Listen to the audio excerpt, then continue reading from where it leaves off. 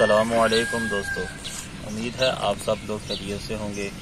آپ کو ہمارے چینل میں خوش آمدید۔ آج ہم آپ کے لیے اشفاق احمد کی کتاب جس کا نام ہے زاویہ، اس سے ایک بہت ہی انٹرسٹنگ ٹاپک لے کے آئے ہیں جس کا عنوان ہے تعریف و توصیف۔ اب تک اگر آپ نے ہمارا چینل سبسکرائب نہیں کیا تو اس کو سبسکرائب کر لیں اور بیل بٹن ضرور دبا دیں۔ اشفاق احمد اپنی کتاب میں لکھتے ہیں کہ ہمارے ایک پروفیسر تھے، وہ کہا کرتے تھے، دیکھو جب آپ ہوٹل میں جائیں یا ریسٹورانٹ میں جائیں اور کھانا کھائیں تو آپ کسی وجہ سے ناراض ہوں تو آپ بلا کر ہوٹل کو مینیجر کو جو چاہے کہہ لیں، کوئی اس پہ بھی بری بات نہیں۔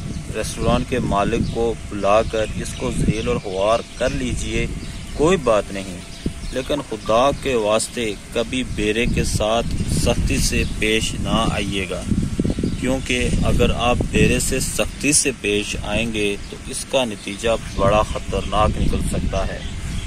کیونکہ ایک دفعہ میں نے دیکھا جہاں ایک بڑے ہوٹل میں دو بیرے اپنی سینہ جوئی ہوتی تھی، تھالی لیے چوکھٹ کے ساتھ لگے کھڑے تھے اور ایک صاحب بڑے پرسکون طریقے سے کھانا کھا رہے تھے۔ ایک بیرے نے دوسرے بیرے کو بلا کر کہا، وہ دیکھو کھا گیا، پتہ ہی نہیں لگا اس کو۔ تو تعریف و توصیف اس اعتبار سے فوائد پہنچانے والی چیز بھی ہے کہ ہمارے ہاں البتہ اس کی بہت کمی ہے، جس کی طرف میرا خیال ہے کہ توجہ دینی چاہیے۔ دکاندار کے اور گاہک کے درمیان شکریہ کا جو چلن ہے وہ نہیں ہے۔ جب آپ پٹرول لیتے ہیں تو اس لڑکے سے جب آپ کا پٹرول ڈالا تو کبھی آپ نے شکریہ نہیں کہا، اس لیے کہ آپ بڑے آدمی ہیں، تو ہمیں کیا ضرورت پڑی ہے شکریہ ادا کرنے کی؟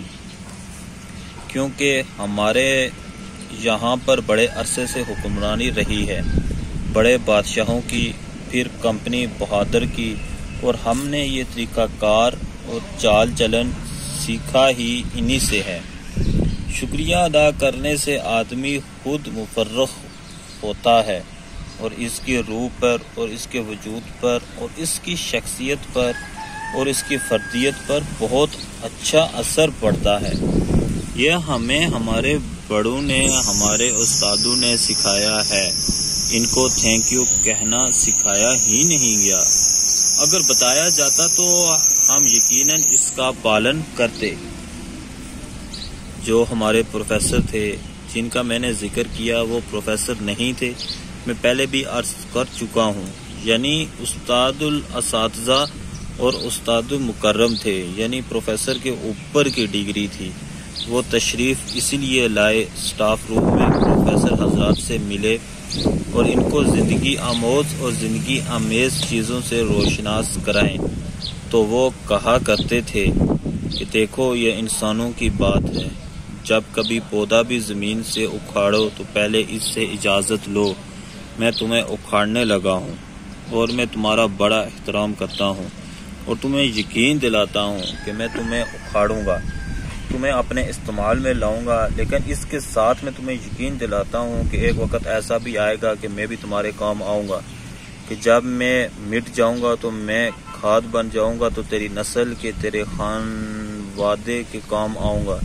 یہ بڑے لوگوں کی بات ہے، تو ہمیشہ اس سے اجازت لے کے اس سے محبت کی گفتگو کر اکھاڑو۔ اور پھر فرماتے تھے کہ اس سے ہمیشہ اونچی آواز میں بات کرو، من کر کے نہیں، تاکہ اوروں کو بھی سنائی دے کہ آپ اس کے شکر گزار ہو رہے ہیں، اسے اکھاڑ رہے ہیں۔ دھنیے کے پودے، پودینہ، بے شمار چیزیں ہیں۔ جن نے کہا، میں نے کہا سر کبھی میں نے تو بندوں کا شکریہ ادا نہیں کیا، تو آپ کیسی بات کر رہے ہیں؟ لیکن کبھی کبھی جب میں غور سے دیکھتا ہوں تو ہمارے معاشرے میں، ہماری معاشرت میں بھی کبھی کبھی ایسے آدمی مل جاتے ہیں جن کے اندر تشکر کا جذبہ ہوتا ہے۔ تو یہ تھی دوستو اشفاق احمد کی کتاب زاویہ سے ایک چھوٹی سی کہانی، بلکہ چھوٹا سا واقعہ اس سے ہمیں کیا سبق ملتا ہے؟ سبق ملتا ہے کہ جس کسی کے بھی ساتھ آپ پیش آؤ، محبت کے ساتھ پیش آؤ، خلوص کے ساتھ پیش آؤ، پیار کے ساتھ پیش آؤ۔ انہوں نے مثال دی ایک درخت کی کہ ہمیں درخت کے ساتھ بھی پیار سے پیش آنا چاہیے۔ آپ کی اس کے بارے میں کیا رائے ہے؟ کمنٹ سیکشن میں ضرور بتائیے گا۔ ملتے ہیں آپ سے اگلی ویڈیو میں، تب تک آپ اپنا خیال رکھیں۔ اللہ حافظ۔